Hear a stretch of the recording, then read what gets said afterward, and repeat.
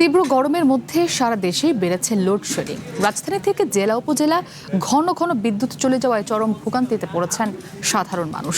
ব্যাহত হচ্ছে ব্যবসা বাণিজ্য ও শিল্প উৎপাদন। বিদ্যুৎ বিভাগের দাবি, চাহিদার তুলনায় সরবরাহে ঘাটতি থাকায় এমন পরিস্থিতির সৃষ্টি হয়েছে।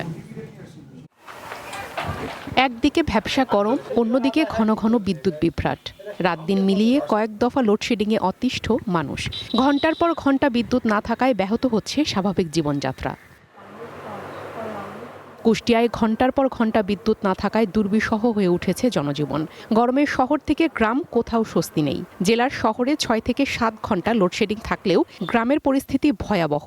ব্যাহত হচ্ছে দৈনন্দিন কাজ, ক্ষতির মুখে শিক্ষা, ব্যবসা ও শিল্প প্রতিষ্ঠান। বিদ্যুতের এমন সংকটে ক্ষোভ বাড়ছে জনমনে।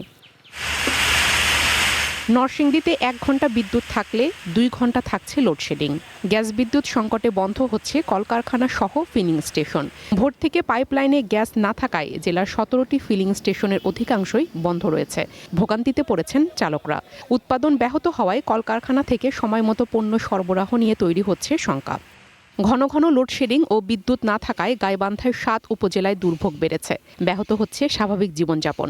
বিদ্যুৎ বিভাগ জানায়, প্রতিদিন জেলায় 29 মেগাওয়াট বিদ্যুতের চাহিদা থাকলেও তার অর্ধেকও মিলছে না। গাজীপুরে অব্যাহত রয়েছে গ্যাসের তীব্র সংকট। গ্যাসের চাপ কম থাকায় অনেক কলকারখানায় সব ধরনের মেশিন চালাতে না পারায় ব্যাহত হচ্ছে উৎপাদন। যানবাহনের দীর্ঘ সারিতে সিএনজি স্টেশনগুলোর অবস্থাও বেহাল। চরম দুর্ভোগে পড়েছেন সিএনজি অটোরিকশা চালকরা। এদিকে জামালপুরে গ্যাস সরবরাহ ও দ্বিতীয় সিএনজি ফিলিং স্টেশন নির্মাণের দাবিতে জামালপুর টাঙ্গাইল ঢাকা মহাসড়ক অবরোধ করে বিক্ষোভ করেছে সিএনজি চালকরা।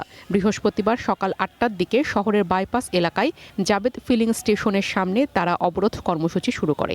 এতে বন্ধ হয়ে যায় ছোট বড় ও দূরপাল্লার যানবাহন। নিরবচ্ছিন্ন বিদ্যুৎ সরবরাহের আশ্বাস মিললেও আপাতত লোডশেডিংয়ের ভোগান্তি থেকেই যাচ্ছে। দ্রুত পরিস্থিতির উন্নতি চান গ্রাহকরা। প্রিয়া কুন্ডু, ওয়ান ন্যাশনাল ডেস্ক।